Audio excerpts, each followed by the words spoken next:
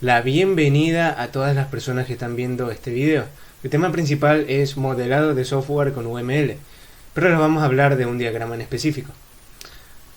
Les vamos a dejar nuestros nombres aquí abajo para que se vayan familiarizando con nosotros y esperamos que este video sea de su agrado.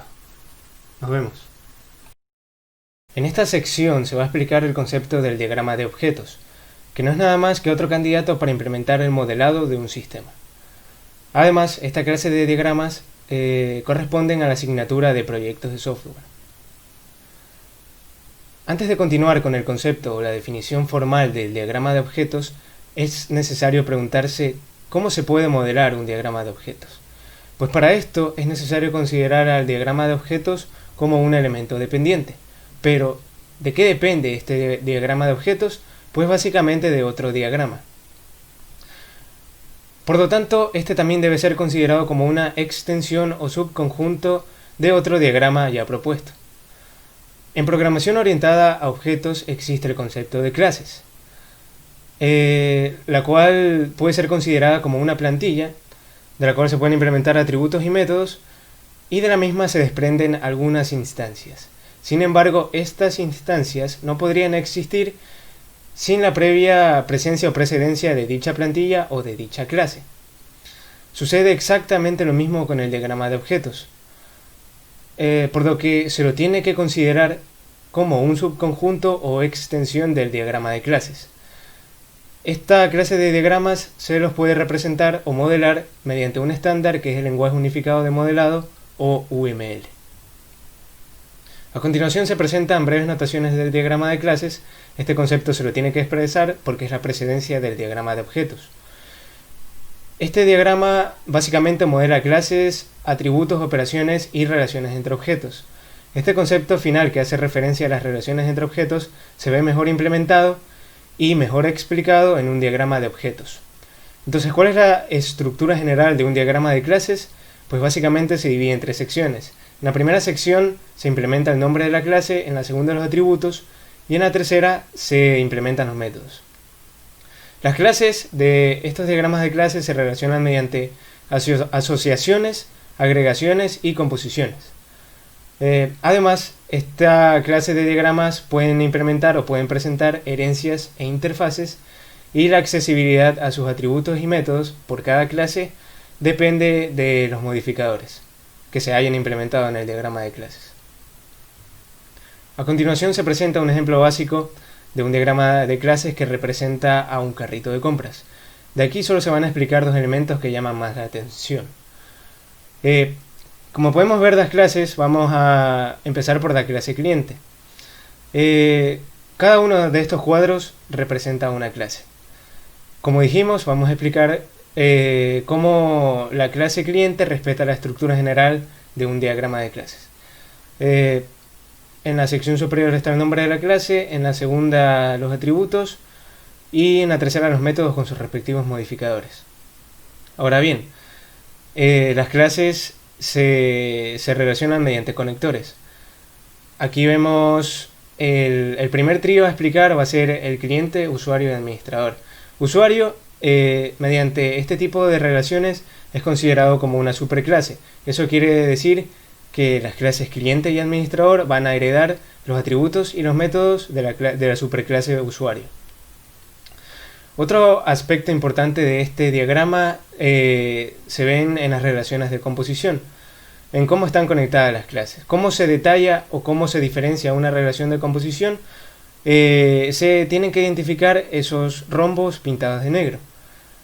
Esto indica, por ejemplo, que las clases información del envío y las clases detalle del pedido dependen de la clase pedido, por lo que si se pretende eliminar una instancia de la clase pedido, se tiene que eliminar las instancias de las clases información del envío y de la clase detalle del pedido que estén relacionados con esa instancia específica de la clase pedido. Y por último tenemos a la multiplicidad, o también denominado cardinalidad, que son los números en las relaciones entre clases. Vamos a explicar la multiplicidad cliente-pedido. Esto quiere decir que tenemos una multiplicidad 1, 0 y clausura asterisco, lo cual indica que un cliente puede hacer uno o más pedidos, como también no puede hacer ningún pedido. Pero también indica que cada pedido tiene que corresponder a un único cliente. Asimismo, vemos la multiplicidad cliente carrito de compras y entre pedido, información del envío y pedido y detalles del pedido. Esto es un ejemplo básico, un ejemplo general de un diagrama de clases. De este diagrama vamos a realizar los respectivos diagramas de objetos. Ya que se estudió básicamente lo que es un diagrama de clases, vamos a pasar con la definición de un diagrama de objetos. Sabiendo que un diagrama de objetos presenta dependencia y es una extensión y subconjunto del diagrama de clases, ¿cómo se lo puede definir? ¿Cuál es la definición formal? ¿Cuál es el concepto de un diagrama de objetos? Es un modelo que representa una instancia específica de un diagrama de clases en un momento determinado en el tiempo. Visualmente representa mucha similitud con el diagrama de clases. Una vez que están definidos los atributos y que estos atributos le hemos dado valores de una determinada instancia, una instancia es un determinado momento de ejecución del sistema y también puedes modelar relaciones entre esas instancias. Se denomina representación estática porque, como el concepto lo dice, los objetos se especifican en un momento determinado del tiempo y es como que si el diagrama tomara una foto instantánea del objeto que se está analizando. ¿Cómo se estructura? Bien, aquí tenemos un ejemplo, o sea, una imagen de cómo se estructura. En la parte superior tenemos a objeto, en la parte media atributos y en la parte inferior métodos, los cuales son opcionales. O sea, podemos encontrar un diagrama de objeto con métodos o también podemos encontrarlo sin métodos, la cual de las dos formas es correcta. La estructura, los objetos son objetos, o sea, porque básicamente pertenecen a un diagrama, son de un diagrama de objetos. Los títulos de la clase, porque son, o sea, atributos determinados de las clases. Y los atributos de la clase corresponden a los atributos de los objetos correspondientes a una misma clase. Los enlaces son lo que indica la relación de un objeto con otro, la cual lo unimos mediante flecha. Y estas flechas pueden, como tampoco no pueden tener acciones. Las cardinalidades de la relación de las clases, o sea, estas cardinalidades indicará cuántos objetos podemos usar que baje de 0 a muchos o 1 a muchos. ¿Qué debo de tomar en cuenta al momento de modelar un diagrama de objetos? Bien, primero es que tenemos que tener nuestro diagrama de clase, del cual del diagrama de clase vamos a partir hacia el diagrama de objetos. Analizamos las relaciones de las clases en el diagrama de clases. 2. Especificar objetos por su clase, o sea, esto quiere decir que se analizarán cuáles serían los objetos específicos de una clase y cuántos, los cuales dependen de la cardinalidad. 3. Determinar las acciones que realiza, o sea, un objeto en una clase con otra. Ahora vamos a un ejemplo de lo dicho. Del diagrama que tenemos de clases como ejemplo, vamos a usar la clase cliente, pedido y carrito de compra, el cual vamos a realizar un diagrama de objetos con esas tres clases. Bien, ahora vamos viendo las cardinalidades. Dice, un cliente puede tener ninguno o muchos carritos de compra. A ver, un carrito de compra solo le pertenece a un cliente, no le puede pertenecer a más clientes. Y una persona puede tener ninguna o muchos pedidos, y un pedido solo le pertenece a una persona.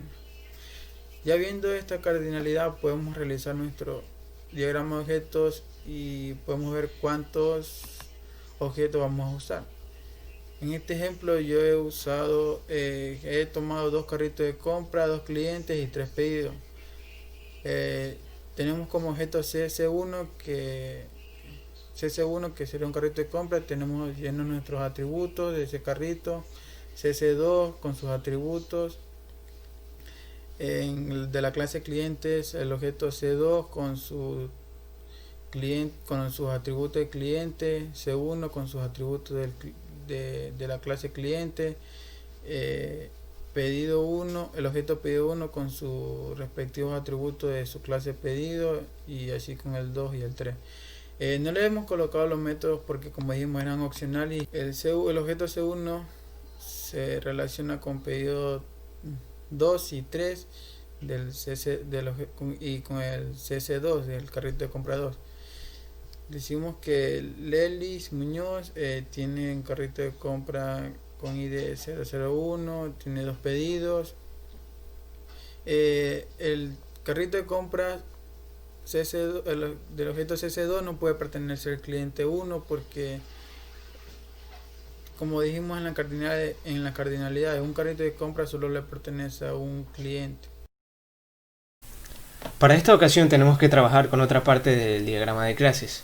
En este caso vamos a utilizar las clases pedido, información del envío y los detalles del pedido para construir el respectivo diagrama de objetos. Entonces tenemos que revisar la relación de multiplicidad entre pedido e información del envío, la cual es de 1 a 1. Por otro lado, la multiplicidad entre pedido y detalles del producto se sigue manteniendo en 1 a 1. Una vez analizado este aspecto, nos dirigimos a StarUML, que es una herramienta case para hacer modelado de sistemas mediante diagramas. Ahora bien, cada uno de estos cuadros que ven aquí es un objeto. La estructura general básicamente es el título del objeto y sus atributos. Los métodos son opcionales y generalmente no se trabaja con los mismos, por eso es que solo existe el nombre y los atributos definidos.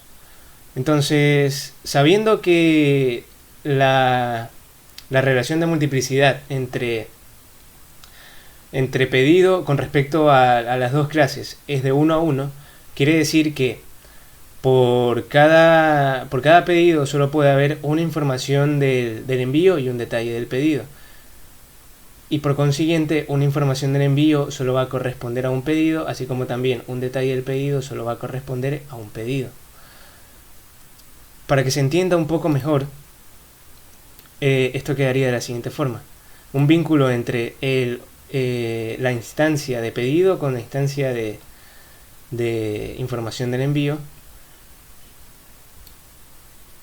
así como también un vínculo entre la instancia de pedido con la instancia del detalle de pedido.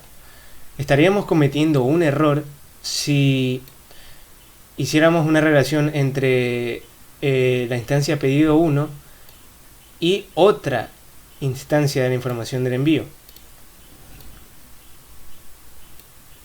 ¿Por qué? Porque eso tendría una incoherencia con lo que ya vimos en la relación de multiplicidad en el diagrama de clases. Un pedido solo puede corresponder a una información del envío, no a más. Por eso es que básicamente esto estaría mal y sería una incoherencia con respecto a la multiplicidad. Bueno, como ya entendimos que la relación es de 1 a 1, pues básicamente lo único que tendríamos que hacer es conectar las instancias. Pedido con información del envío y pedido con detalle del pedido. Uno por cada pedido.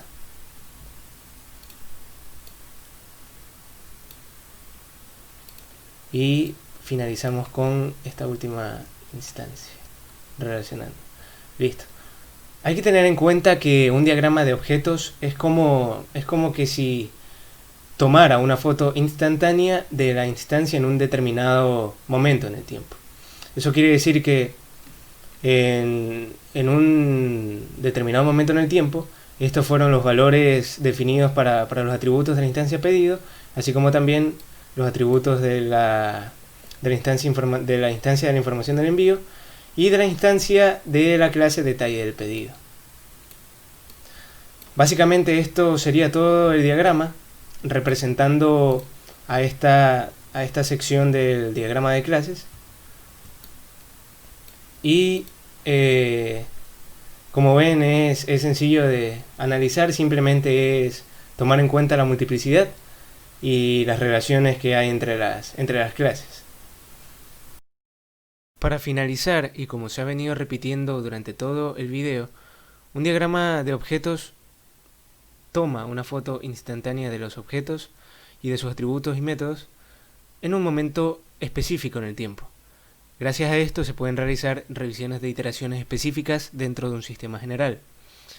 Además, permite obtener una vista de nivel alto del sistema. Esto podría ayudar a personas que no son desarrolladores a entender un poco más acerca del sistema, si es que aún no se ha comprendido en un 100% en un diagrama de clases, o quizás les resulta un poco abstracto. Sustenta principalmente los requisitos funcionales del sistema. Esto debido a que un diagrama de objetos explica el qué del sistema, qué es lo que hace en un momento específico y con qué se está relacionando. Además, se deben considerar conjuntos significativos de instancias debido a la multiplicidad. Se pueden obtener instancias infinitas, sin embargo, se deberían considerar a las más importantes. Somos estudiantes de la SPAN MFL de la carrera de computación y esperamos que haya sido de su agrado este vídeo, que haya sido muy fácil de entender, diagrama de objetos. Denle like, compártalo, comenten y suscríbanse.